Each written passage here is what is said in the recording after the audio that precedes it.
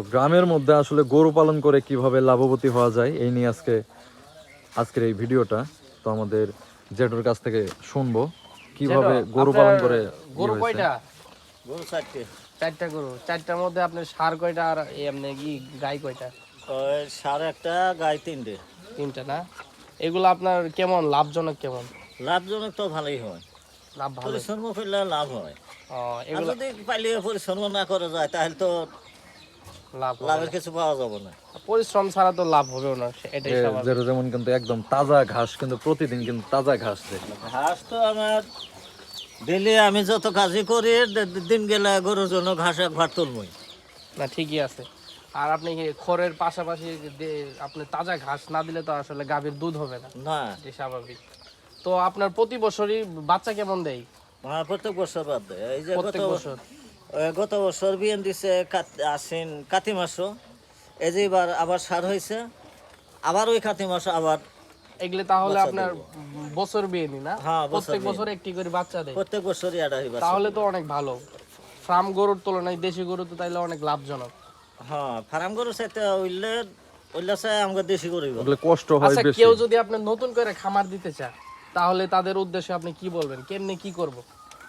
ওগুলো চাইতে চাবো হয়তো এই যে কৃষি অফিসে যায় নিব, তারপর আপনি মানে দেশি গরু দিয়ে শুরু করব নাকি ফার্ম গরু দিয়ে শুরু করব? দেশি দিয়ে শুরু করা লাগবে। দেশি দিয়ে শুরু করলে লাভজনক। হ্যাঁ, মানে অল্প টাকায় আসলে ফার্ম উন্নতি করতে পারবো। উন্নতি করতে পারবো। তারপরে আস্তে আস্তে ওই যে ফার্মের মধ্যে গেলে পরে তাহলে কিছু একটা করতে পারবে, না হলে আসলে হঠাৎ করে ফার্ম দিয়ে লস খাবো। তাহলে আপনি প্রত্যেকদিন দেশি কাঁচা ঘাস খাওয়ান না? হ্যাঁ, কাঁচা ঘাস খাওয়াই, খের খাওয়াই। তো এই গাভীটার খের আপনি কমই খায়। কত কেজি দুধ? এটা তো দুধ দেশি গরু তো 5 কেজি দুধ দিলেই তো যথেষ্ট। যাক, তাহলে তো অনেক ভালো। দুধ কত করে বিক্রি করেন?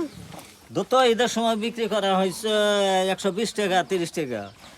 এখন 60-70। একটু স্বাভাবিকের মধ্যে না? স্বাভাবিকের মধ্যে। যেহেতু ঈদের পরবর্তী, এখন একটু দুধের দাম কম থাকবে, এটাই স্বাভাবিক। আবার এখন তো ঈদের পর সামান্য যখনই হবো তখন দুধের দাম আবার ফিরে বাড়ি যাবো। যাক, তো তাহলে আপনার গরুর গল তো আছে না সামনে? হ্যাঁ, গোল আছে। ও যাক, ভালোই হয়েছে।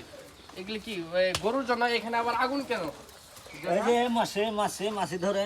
ও, এটা মাছি ধরার জন্য আগুন মাছি দিছে? ধরার জন্য আগুন ও, দেওয়া দেখছেন দর্শক কিভাবে এই যে মাছি তাড়ানোর জন্য এখানে আগুন দেওয়া হয়েছে, মানে ধোয়ার ব্যবস্থা করা হয়েছে যাতে কোনো মশা মাছি গরুতে না ধরে।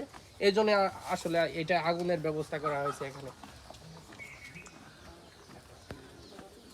তো ওই গরুটার আমরা দেখলাম যে সমস্যা হয়েছে, কি জানি একটা দেখলাম এখানে, অ্যালার্জি। হ্যাঁ, অ্যালার্জি। এটা ওনার ওষুধ দিলাম, এই অ্যালার্জিটা কমতেছে না। এই যে এখানে। হ্যাঁ, এই যে এইটুকু।